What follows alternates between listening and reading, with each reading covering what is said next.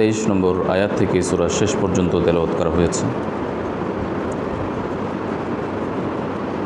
আল্লাহ সুবহানাহু ওয়া তাআলা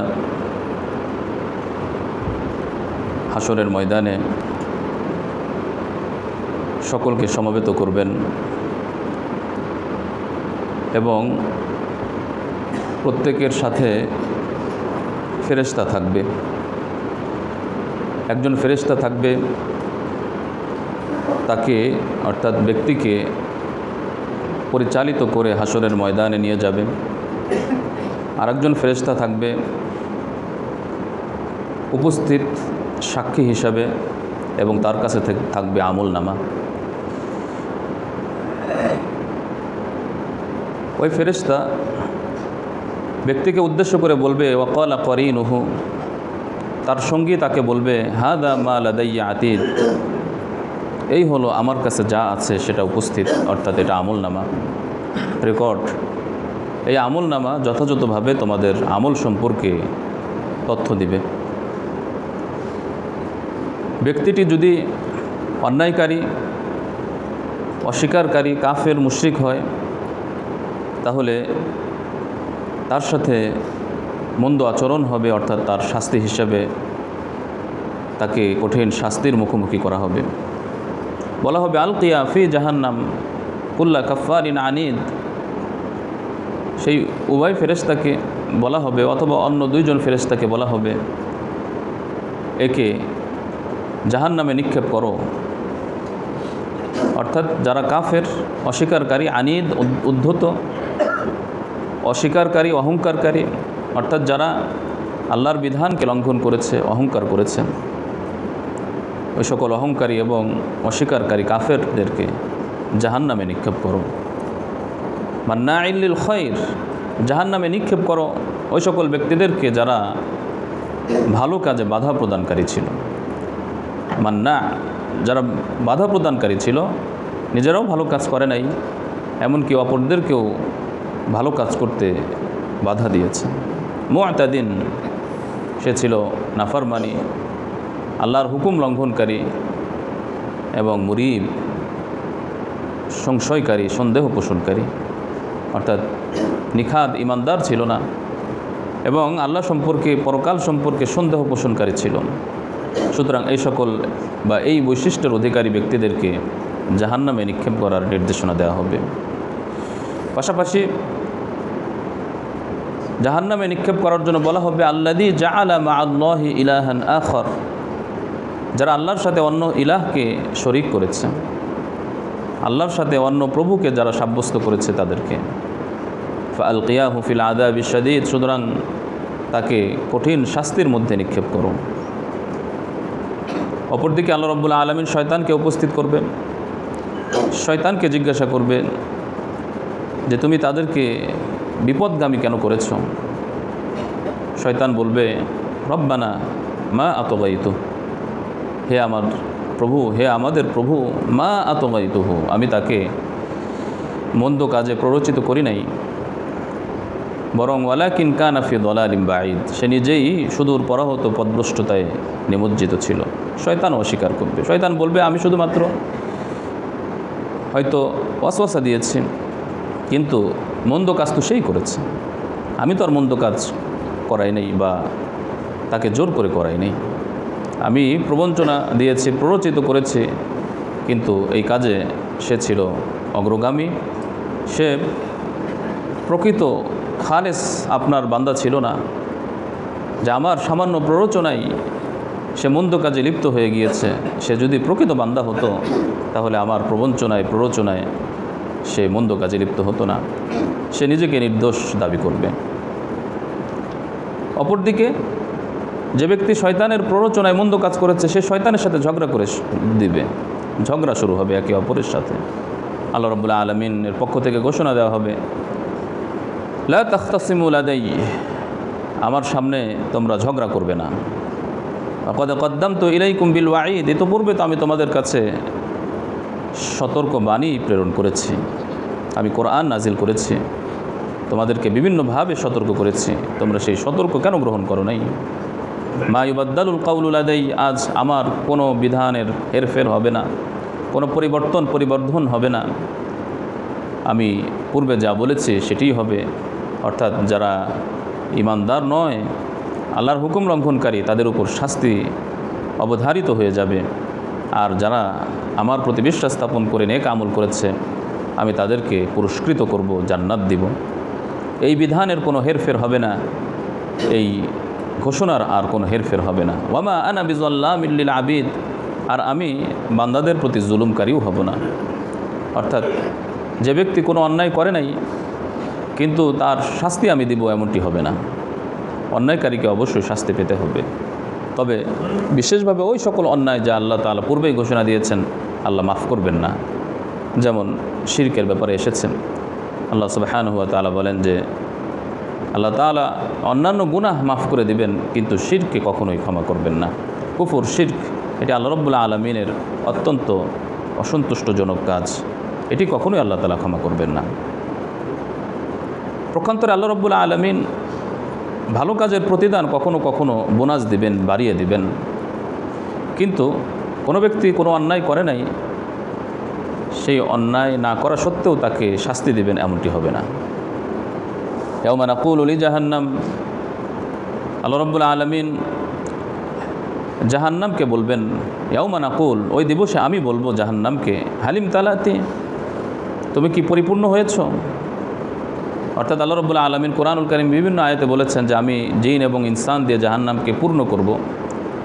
যখন জিন ইনসান এদেরকে দিয়ে যখন জাহান্নাম পরিপূর্ণ করা হবে, আল্লাহ রাব্বুল আলামিন জাহান্নামকে উদ্দেশ্য করে বলবেন, তুমি কি পরিপূর্ণ হয়েছ? তোমার মাঝে কি কোনো খালি জায়গা আছে, নাকি তুমি ভরে গিয়েছো?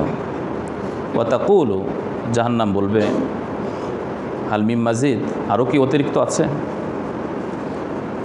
অর্থাৎ যদিও আমি পরিপূর্ণ হয়ে গিয়েছি, কিন্তু আমার মাঝে এখনও খালি আছে জায়গা, আপনি যদি দিতে চান আমি গ্রহণ করতে পারবো। আল্লাহ এবং জাহান্নামের মাঝে কথোপকথন হবে, এর প্রকৃতি বাস্তবতা কেমন আল্লাহই ভালো জানেন। এই সকল বিষয় মুতাশাবিহাত, অর্থাৎ কোরআনুল কারীমের কিছু আয়াত অস্পষ্ট, যার অর্থ আল্লাহই ভালো জানেন, এই জাতীয় আয়াতের অংশ। সুতরাং বাহ্যিক অর্থের উপর বিশ্বাস স্থাপন করতে হবে, এর আকার প্রকৃতি বাস্তবতা কেমন সেটি আল্লাহই ভালো জানেন, সেটি কিয়ামতের ময়দানেই বোঝা যাবে। হতে পারে আল্লাহ রাব্বুল আলামিন জাহান্নামকে কথা বলার ক্ষমতা দিয়ে দিবেন, আল্লাহ রাব্বুল আলামিন সকল কিছু করার ক্ষমতা রাখেন। তো সুতরাং জাহান্নাম বলবে, হাল মিম মাজিদ, অতিরিক্ত আছে কি, আমাকে দিতে পারেন, অসুবিধা নেই। হাদিসে এসেছে, সহিহ মুসলিম, সহিহ বুখারীর হাদিস, রাসূলুল্লাহ সাল্লাল্লাহু আলাইহি ওয়াসাল্লাম বলেন যে যখন আল্লাহ রাব্বুল আলামিন জাহান্নামকে বলবেন তোমার মাঝে কি আরও খালি জায়গা আছে, সে বলবে অতিরিক্ত থাকলে দিতে পারেন, তখন আল্লাহ রাব্বুল আলামিন তার পা জাহান্নামের ভিতরে ঢুকাবেন, আর জাহান্নাম বলে উঠবে, কত কত, বাস বাস, আর দরকার নেই। এই ঘটনাও সহিহ হাদিসে এসেছে। এখানেও আল্লাহ তাআলার পা, এর প্রকৃতি কেমন, আকার কেমন, সবসময় এক্ষেত্রে আমাদের মনে রাখতে হবে আল্লাহ তাআলা সমস্ত সাদৃশ্যতা থেকে মুক্ত, কোনো মাখলুকের কোনো সাদৃশ্যতা আল্লাহ তাআলার নাই। সুতরাং আল্লাহ তাআলার পা যেমন তার হওয়া উচিত তেমনই। মানুষের স্বভাব হলো হাত পা চিন্তা করলে কোনো না কোনো আকৃতির সাথে তার চিন্তা আসে, কিন্তু এই জাতীয় চিন্তা লালন করা যাবে না, গ্রহণ করা যাবে না। আল্লাহ সুবহানাহু ওয়া তাআলা জাহান্নামীদের আলোচনা করার পর জান্নাতীদের আলোচনা করছেন, ওয়া উজলিফাতিল জান্নাহ লিল মুত্তাকিন, আর জান্নাতকে নিকটবর্তী করা হবে, অর্থাৎ মুত্তাকিদেরকে জান্নাতের কাছে নিয়ে যাওয়া হবে। গায়রা বাঈদ, দূরবর্তী থাকবে না, সেটি নিকটবর্তী থাকবে। মুত্তাকিদের জন্য আল্লাহ রাব্বুল আলামিন এই সম্মাননা দান করবেন, অভ্যর্থনা জানানো হবে, এবং তাদেরকে বলা হবে, হাযা মা তুআদুনা লিকুল্লি আওয়াবিন হাফিজ, এই জান্নাত এবং জান্নাতে নাজ ও নিয়ামত, সুখ সম্ভার, যা কিছু ওয়াদা দেওয়া হয়েছে, ওয়াদা দেওয়া হতো, এগুলি সব লিকুল্লি আওয়াব, আল্লাহ অভিমুখী ব্যক্তিদের জন্য, হাফিজ, যারা আওয়াব, যারা আল্লাহ অভিমুখী, আল্লাহর হুকুম পালনে যারা অগ্রগামী, হাফিজ, যারা সংরক্ষণকারী, অর্থাৎ আল্লাহ রাব্বুল আলামিনের বিধানাবলী সংরক্ষণকারী, কখনোই তাদের থেকে কোনো বিধান ছুটে যায়নি, আল্লাহর প্রত্যেকটি হুকুম মান্যকারী, ওই সকল ব্যক্তিদের জন্যই জান্নাতের এই ওয়াদা। বিশেষত মান খাশিয়ার রহমান বিল গায়ব, যারা রহমানকে না দেখেও অদৃশ্যভাবে ভয় করেছে, এবং আল্লাহর ভয়ে ভীত হয়ে আল্লাহর হুকুম লালন করেছে, আল্লাহর অসন্তুষ্টিমূলক কাজ পরিহার করেছে, আল্লাহ তাআলার সন্তুষ্টিমূলক কাজ যারা করেছে তাদের জন্য এই সম্মাননা। ওয়াজাআ বিকলবিন মুনিব, এবং এই সম্মাননা ওই সকল ব্যক্তিদের জন্য যারা আল্লাহ অভিমুখী হৃদয়, প্রশান্ত এবং খালেস পরিশুদ্ধ হৃদয় নিয়ে আল্লাহর কাছে উপস্থিত হবে। অর্থাৎ যারা কুফর, শিরক, আল্লাহর হুকুম লঙ্ঘন করা, ভ্রান্ত আকীদা বিশ্বাস থেকে মুক্ত এবং পবিত্র হয়ে বিশুদ্ধ ঈমান নিয়ে আল্লাহর সামনে ইখলাস এবং আমলের নিষ্ঠা নিয়ে যারা আল্লাহর সামনে উপস্থিত হবে, আল্লাহ রাব্বুল আলামিন তাদেরকে এই জান্নাতের সম্মাননা দান করবেন। তাদেরকে বলবেন, উদখুলুহা বিসালাম, সসম্মানে নিরাপদে তোমরা জান্নাতে প্রবেশ করো। যালিকা ইয়াউমুল খুলুদ, এখন থেকেই সময় হলো চিরকালীন সময়, আজ হলো চিরস্থায়ী দিবস। অর্থাৎ এখন থেকে যে সময় শুরু হলো, এই সময়ের কোনো শেষ নাই, এই জীবনের কোনো শেষ নাই, অনন্ত অসীমকাল শুরু হয়ে গেল।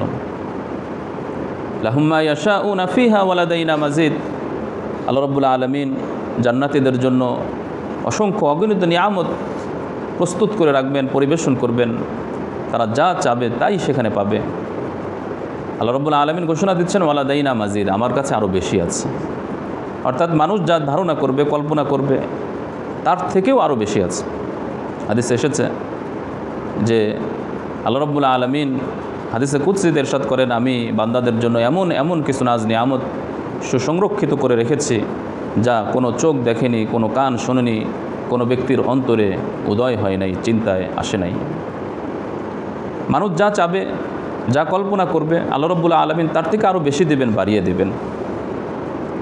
সমস্ত তাফসীর কারকগণ এই অংশে ওয়ালাদাইনা মাজিদ, আমার কাছে আরও বেশি আছে, জিয়াদা আছে, এই অংশের তাফসীর করেছেন আল্লাহ রাব্বুল আলামিনের দিদার। অর্থাৎ আল্লাহ রাব্বুল আলামিন অতিরিক্ত নিজের আসল আকৃতি জান্নাতীদের সামনে প্রকাশ করবেন। হাদিসে এসেছে, রাসূলুল্লাহ সাল্লাল্লাহু আলাইহি ওয়াসাল্লাম বলেন, তোমরা এই পূর্ণিমার চাঁদকে যেভাবে দেখছো, তোমাদের দেখতে কোনো অসুবিধা হচ্ছে না, তোমরা জান্নাতে আল্লাহ রাব্বুল আলামিনকে এইভাবে দেখবেন।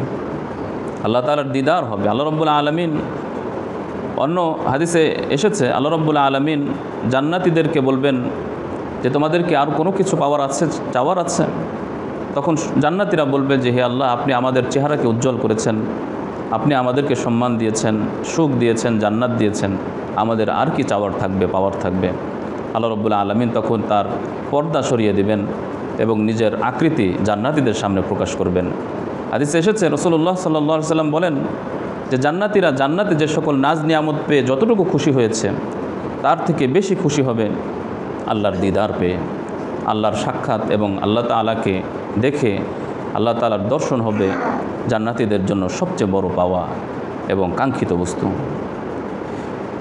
আল্লাহ সুবহানাহু ওয়া তাআলা ইরশাদ করেন যে, হে মক্কার মুশরিকগণ, কাফেরগণ, আমি তোমাদের পূর্বে অনেক বড় বড় জাতি, শক্তিশালী জাতিকে ধ্বংস করে দিয়েছি। তারা ছিল বড় শক্তিশালী, তারা বিভিন্ন প্রান্তে সফর করত, কিন্তু তারপরও তাদেরকে ধ্বংস করে দিয়েছি, তারা বাঁচতে পারে নাই। আল্লাহ রাব্বুল আলামিন সতর্ক করছেন যে যারা আল্লাহর হুকুম লঙ্ঘন করবে, অবাধ্যতা করবে এবং সীমা অতিক্রম করবে, তাদের মতো পরিণতি যে কারো সাথে হতে পারে। ইন্না ফি যালিকা লাযিকরা, নিশ্চয় এতে রয়েছে নসিহাত, উপদেশ, লিমান কানা লাহু কলব, ওই ব্যক্তির জন্য যার হৃদয় আছে। অর্থাৎ যেমন হৃদয় থাকা দরকার এমন হৃদয় যার আছে, এমন হৃদয় যে হৃদয় কথা গ্রহণ করে। আও আলকা সামআ, এবং যে নিজের কানকে পেতে দেয়, ওয়াহুয়া শাহিদ, মনোযোগ সহকারে শোনে। অর্থাৎ মনোযোগ সহকারে নিজের কান পেতে দেয় এবং যে প্রকৃত হৃদয়ের অধিকারী, ওই সকল ব্যক্তিদের জন্যই এই উপদেশ, এতে রয়েছে উপদেশ। অর্থাৎ হৃদয় তো সকলেরই আছে, কিন্তু সত্য গ্রহণ করার হৃদয় খুব কম। অনেকেই কথা শোনে কিন্তু শোনার মতো শোনে না, মনোযোগ সহকারে শোনে না, গ্রহণ করার মতো শ্রবণ করে না। এক কান দিয়ে শুনে আর এক কান দিয়ে বের করে দেয়, অথবা কর্ণকুহুরে কথা প্রবেশ করে না। এমন ব্যক্তিদের জন্য উপদেশ নয়। উপদেশ হলো যারা মনোযোগ সহকারে শোনে, যাদের হৃদয় আছে এবং হৃদয় গ্রহণ করে। সুতরাং তারাই সতর্ক হবে, সাবধান হবে, আল্লাহর বিরুদ্ধাচারণ করা থেকে বিরত থাকবে। এরপর আল্লাহ রাব্বুল আলামিন ইরশাদ করেন, ওয়ালাকাদ খালাকনাস সামাওয়াতি ওয়াল আরদা ওয়া মা বাইনাহুমা ফি সিত্তাতি আইয়াম, আমি আসমান জমিন এত দুবাইয়ের মাঝে যা কিছু আছে 6 দিনে সৃষ্টি করেছি। ওয়া মা মাসসানা মিন লুগুব, এবং আমার কোনো ক্লান্তি স্পর্শ করে নাই। মক্কার মুশরিকদের বা তৎকালীন সময় কারো কারো ধারণা ছিল যে আল্লাহ রাব্বুল আলামিন 6 দিনে সব কিছু সৃষ্টি করেছেন আর একদিন রেস্ট নিয়েছেন, শনিবার। রবিবার কাজ শুরু করেছেন, আসমান জমিন সৃষ্টি করা, শুক্রবার সমাপ্ত হয়েছে, আর শনিবারে তিনি বিশ্রাম নিয়েছেন। আল্লাহ রাব্বুল আলামিন ইরশাদ করছেন যে আল্লাহর এই জাতীয় কোনো ক্লান্তি, কোনো অক্ষমতা, দুর্বলতা যা আল্লাহর শানে মর্যাদায় যায় না, এমন সব কিছু থেকে তিনি মুক্ত, পূত, পবিত্র। আল্লাহ তাআলার কোনো ক্লান্তি স্পর্শ করে না। আল্লাহ রাব্বুল আলামিন 6 দিনে কেন সৃষ্টি করেছেন? নিশ্চয়ই এর কোনো হিকমত বা রহস্য আছে যা আল্লাহই ভালো জানেন। তবে কোনো তাফসীর কারকগণ বলেন যে হতে পারে এর মাধ্যমে ধীরস্থিরতা শিক্ষা দেওয়া হয়েছে, যে মুমিন মুসলিমগণ তারা ধীরস্থিরতার সাথে কাজ করবে, বুঝে শুনে কাজ করবে।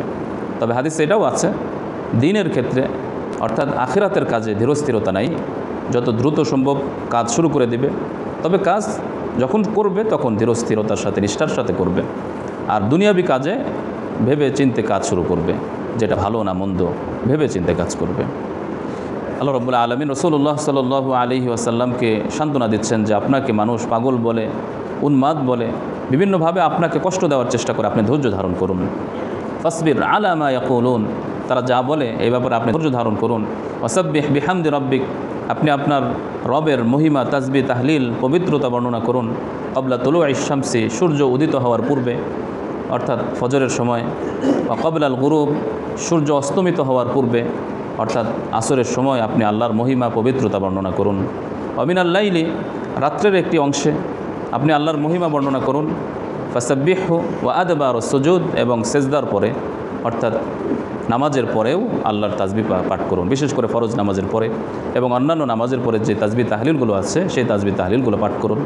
তাহলে এখানে সাব্বাহা ইউসাব্বিহু তাসবিহ দ্বারা উদ্দেশ্য হলো জিকির, আজকার, তাসবিহ তাহলিল, অথবা সাব্বাহা ইউসাব্বিহু তাসবিহ দ্বারা উদ্দেশ্য হলো আল্লাহ তাআলার পূত পবিত্রতা বর্ণনা করা, যেটা নামাজের মাধ্যমে হয়। এর অর্থ হলো সালাত আদায় করুন। তাহলে এই আয়াতের অর্থ হবে ফাসাব্বিহ বিহামদি রাব্বিক, সালাতের মাধ্যমে আপনি আপনার রবের প্রশংসা করুন। ক্বাবলা তুলুইশ শামসি, সূর্য উদিত হওয়ার পূর্বে মানে ফজরের নামাজ আদায় করুন। ওয়া ক্বাবলাল গুরুবি, এবং সূর্য অস্তমিত হওয়ার পূর্বে আপনি নামাজ আদায় করুন। আসরের নামাজ, জোহরের নামাজ এটি সূর্য অস্তমিত যাওয়ার পূর্বে আদায় করতে হয়। ওয়া মিনাল লাইলি, এবং রাত্রের একটি অংশে আপনি নামাজ আদায় করুন অর্থাৎ মাগরিব এবং এশা। এভাবে আপনি তাসবিহ পাঠ করুন, আল্লাহর পবিত্রতা বর্ণনা করুন, সালাত আদায় করুন।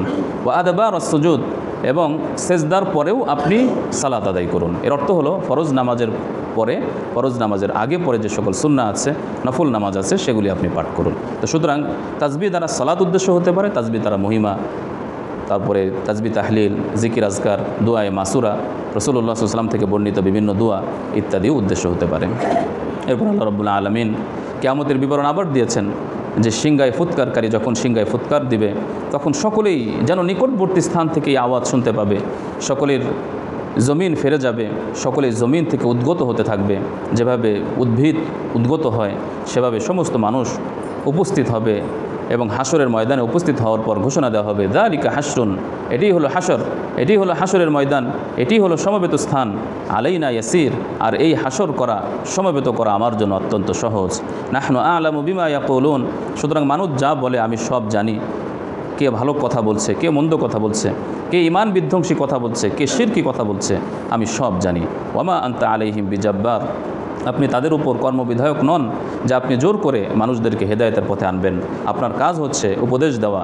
ফাযাক্কির, আপনি উপদেশ দিন, বিল কোরআন, কোরআনের মাধ্যমে। মাই ইয়াখাফু ওয়াঈদ, যে ব্যক্তি আমার ওয়াঈদ, আমার শাস্তি ভয় করে, ওই সকল ব্যক্তিদেরকে কোরআনের মাধ্যমে আপনি উপদেশ দিতে থাকুন। অবশ্যই এই উপদেশ তাদের কাজে আসবে এবং তারা নিজেরা সংশোধিত হবে, সুপথ প্রাপ্ত হবে। এভাবে আল্লাহ রাব্বুল আলামিন মানুষদেরকে সতর্ক করছেন এবং কিয়ামতের ময়দানে কারা সফল কাম হবে, কারা অসফল হবে এর বিবরণ দিয়েছেন। আল্লাহ রাব্বুল আলামিন আমাদের সকলকে তার হুকুম পালন করে তার সন্তুষ্টি অর্জন করার তৌফিক দান করুন। আমিন। সুবহানাকাল্লাহুম্মা ওয়া বিহামদিক।